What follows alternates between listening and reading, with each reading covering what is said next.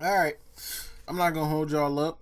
I'm not gonna waste y'all time. We had WWE Fastlane, and I have mixed feelings about this pay-per-view here. We got some good matches. I'm not gonna lie and say we didn't, because we definitely got some good matches tonight. But at the same time, we got some questionable finishes. Some were expected, some actually were not expected.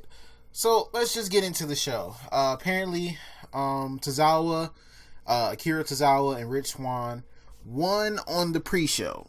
They faced the Brian Kendrick and Noam Dar. So they won on the kickoff show. Who cares?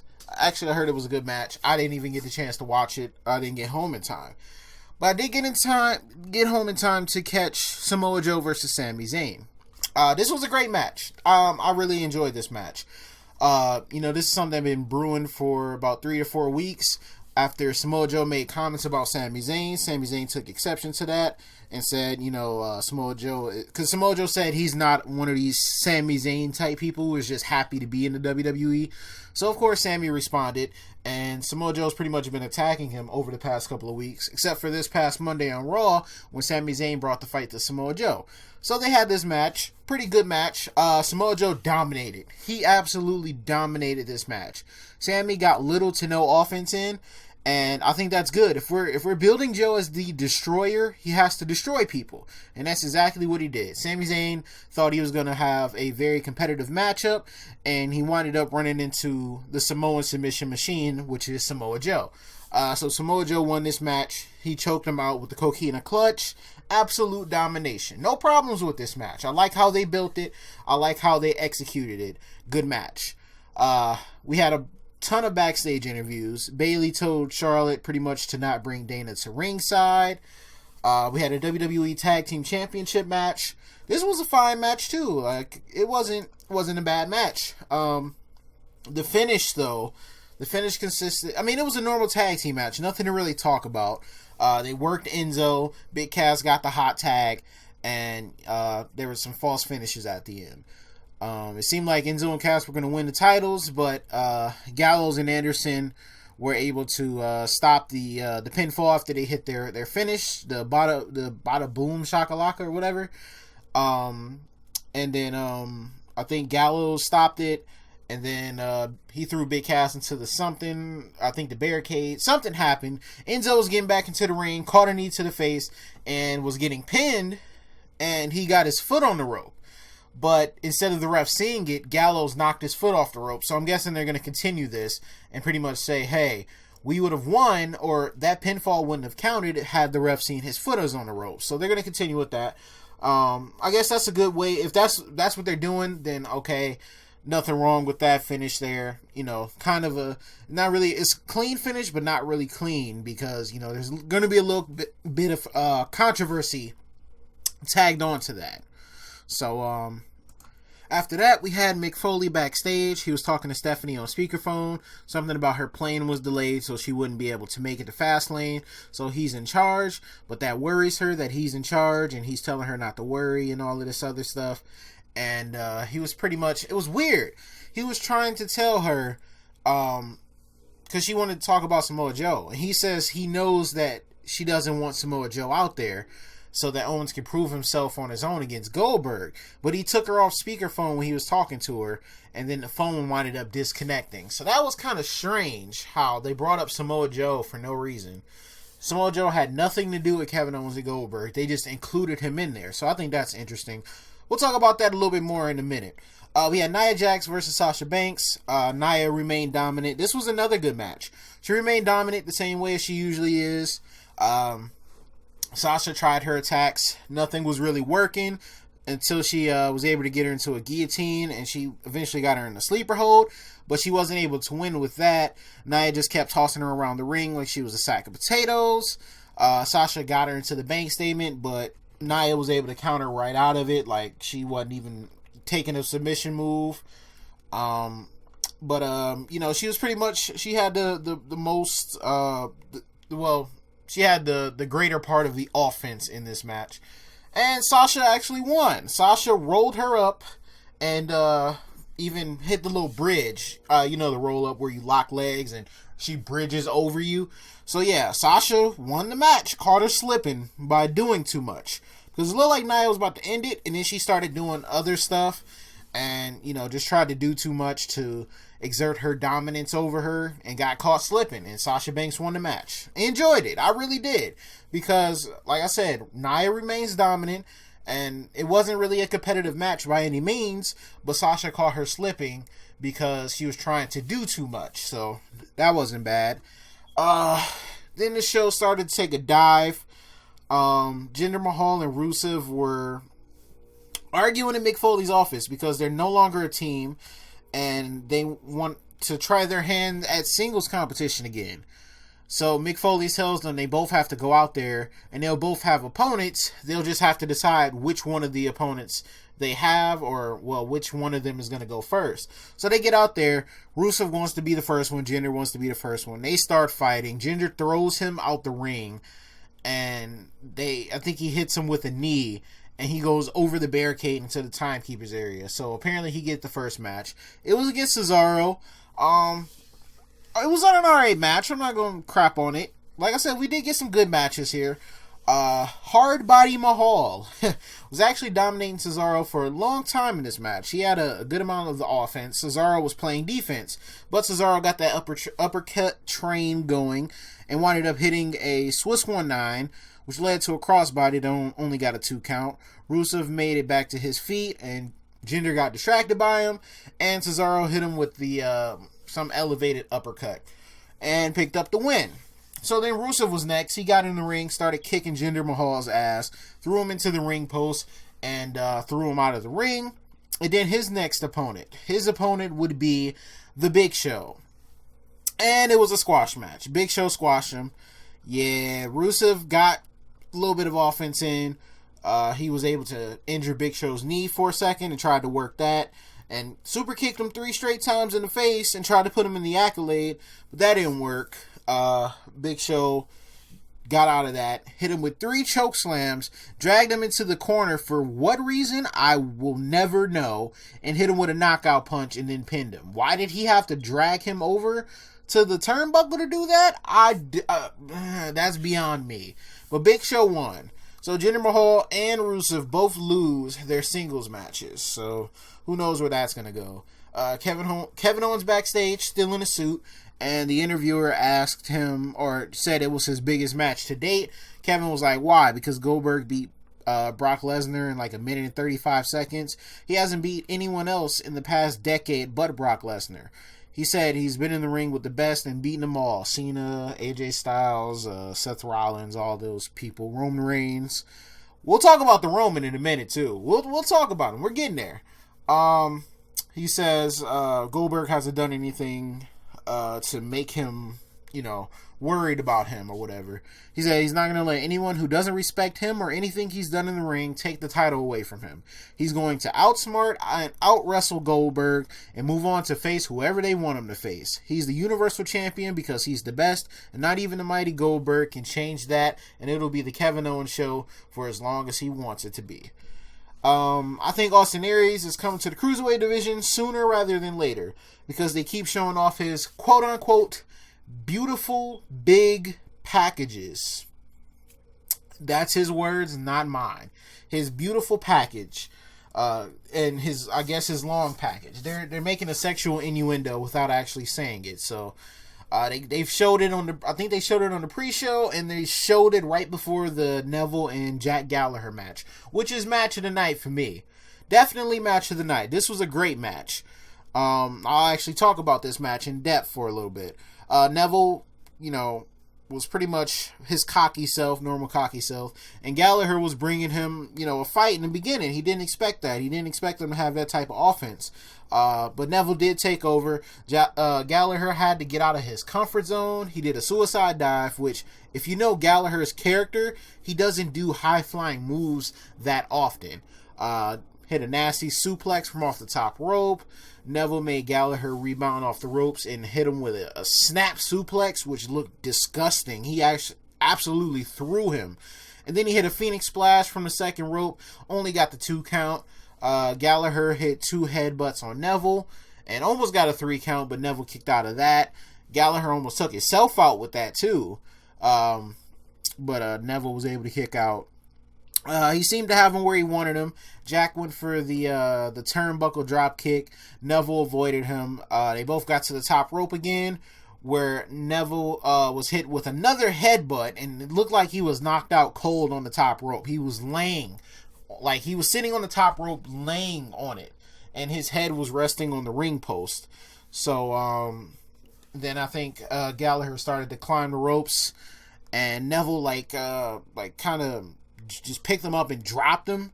And then he hit the red arrow, which we have not seen since he's reinvented himself and became the king of the cruiserweights. He's been using that submission move, so he had to pull out the red arrow. And I guess that speaks more to Jack Gallagher, that he had to get Neville to push himself to certain limits to where he had to pull out his old finishing move that he doesn't even use anymore. So that was a great match. Gallagher looked great. He even sold at the end of the match when he lost the match. He even sold how angry and disappointed he was. He was just outside the ring holding his face in his hands. So that was great. Great storytelling. Great ring work from both of them. This is what happens when you give the cruiserweights time. They're able to put on matches like this.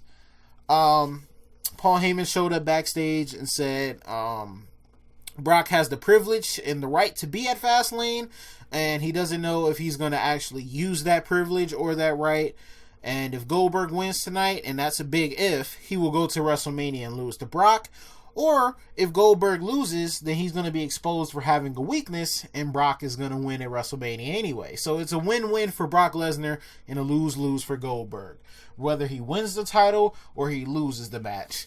So after that, New Day came out, talked about some ice cream. I'm guessing at WrestleMania they'll have ice cream ready or whatever. I guess they're going to be selling that. That was cool. Braun Strowman versus the Roman and the Reigns. This was a good match. It was. It was really a good match. But see, here's where WWE fucked it up. Because we had Braun Strowman on so much momentum here that a pinfall victory over him would have to mean a lot. And I know Roman Reigns is rumored to face The Undertaker, but nothing's confirmed yet. Undertaker didn't come out tonight. Maybe he'll come out tomorrow. Who knows? It's just a rumor at this point.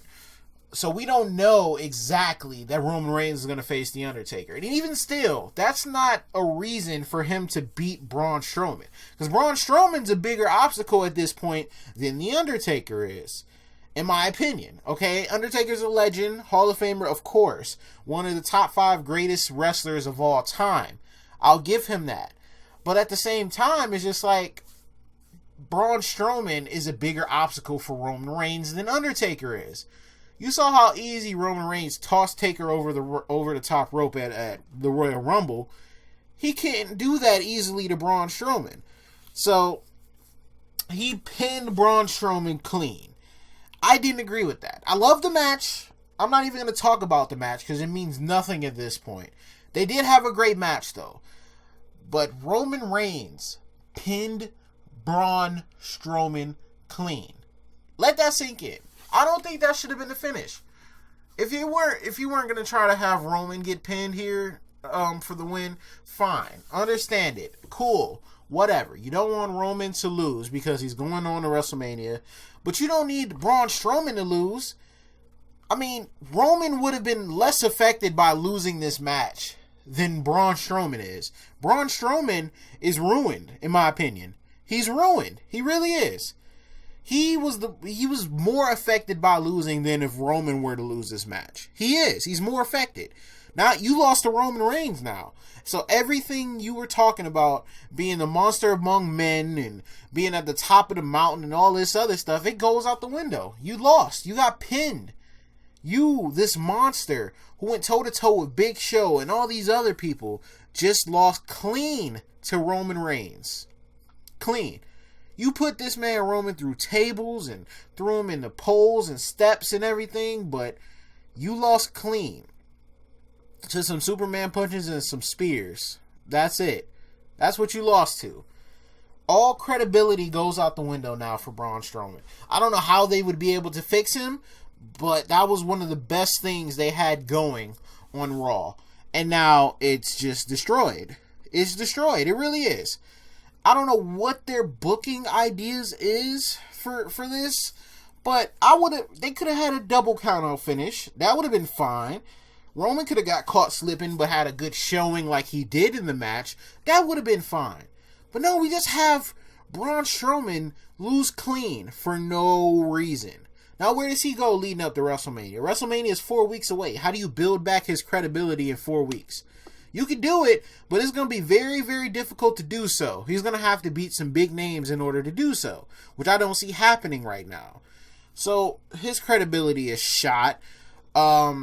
Charlotte versus Bayley. Oh, wait, first, Mick Foley went up to Samoa Joe after he talked to Stephanie earlier in the night and tells him that Stephanie isn't there, and he said if she was, she wouldn't want Joe getting involved in the Universal Championship match. Nor would Kevin Owens. He wants to stand on his 2 feet and defeat Goldberg all on his own. And he hopes it's the last time he sees Samoa Joe tonight. If not, there will be hell to pay. And once again, why are you including Samoa Joe in the Universal Championship match? Why? He said nothing about Goldberg or Kevin Owens at all. He has said nothing about them. Nothing. So why even bring that up? Why even go to him and say, oh, don't interfere in that match? Who said he was planning to interfere in that match? He hasn't had any interaction with them since he's gotten to the main roster. He's more focused on Seth Rollins and just destroying people. He's not focused on Goldberg and Kevin Owens. So that didn't make sense. We had Charlotte versus Bayley. The match started out great. Then it became really, really botchy, especially on Bayley's end. And then Sasha Banks came out to help Bayley beat the freaking heel. Once again, that's Charlotte's gimmick. She's the heel. She's supposed to get heat by having people come out to help her.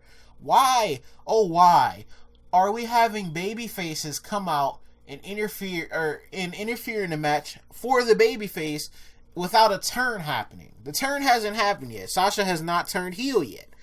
So she just helped Bayley beat Charlotte once again. And Charlotte's pay-per-view streak is over. As much as I was getting tired of them flip-flopping the title back and forth, it would have made sense if you're just going to have her undefeated streak built up this far to have it end at WrestleMania. Now I think she's getting the title back at WrestleMania.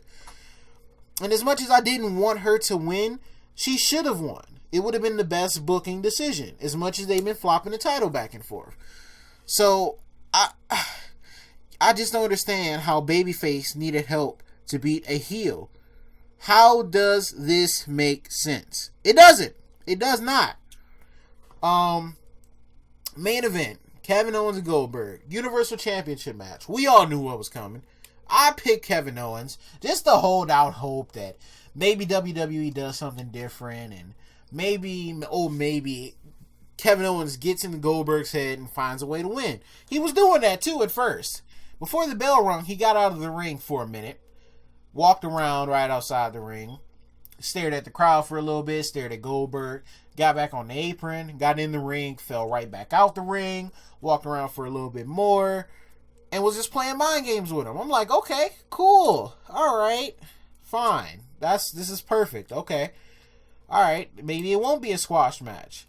He finally gets into the ring. He's finally ready. He's like, let's go. Ring the bell. Do whatever you got to do. Let's go. Right now. We about to fight. Chris Jericho's music hits. And I knew exactly what was going to happen. I knew it.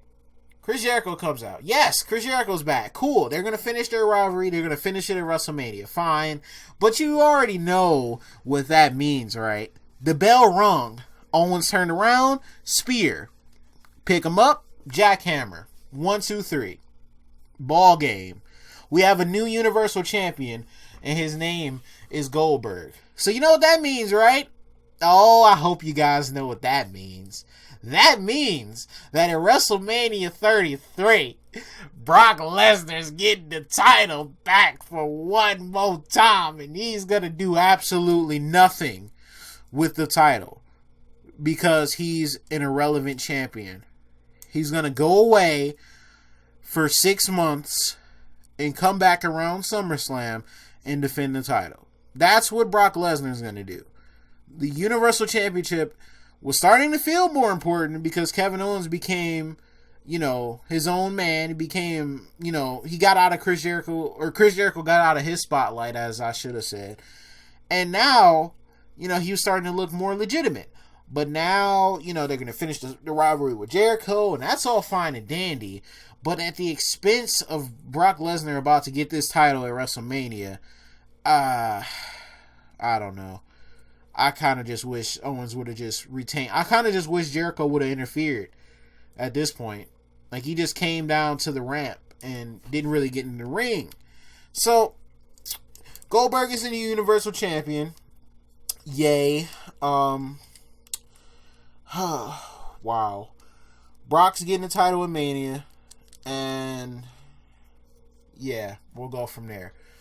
If Finn Balor takes the title off of Brock, it'll be all worth it, and I'll be the first one to let you guys know that made the most sense.